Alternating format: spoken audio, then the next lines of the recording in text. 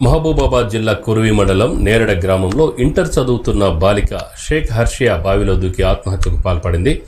వరంగల్ నగరంలోని ఓ మైనార్టీ కాలేజీలో ఇంటర్ చదువుతున్న హర్షియా తనకు ఇంటర్నల్ పరీక్షల్లో తక్కువ మార్కులు వచ్చాయని మనస్తాపంతో వ్యవసాయ బావిలో దూకి ఆత్మహత్య చేసుకుందని తెలుస్తోంది. ఘటనా స్థలానికి చేరుకున్న పోలీసులు కేసు నమోదు చేసుకుని దర్యాప్తు చేస్తున్నారు.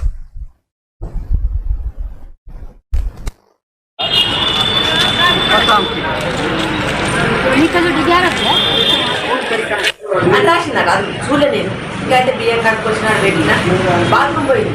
బాత్రూమ్ డోర్ సపరేట్ అయినాక బాత్రూమ్ పోసి అవుతుంది కదా అన్ని నాడి మళ్ళీ నా డౌట్ వచ్చి కూడా ముందు చూసిన చూస్తే వస్తా అంటే వెనక అవపడ్డా ఫేస్ అవపడ్డలేక ఆ వెనక అవపడ్డది వస్తుంది కదా అంటే మళ్ళీ మళ్ళీ ఒక పడుతుంది.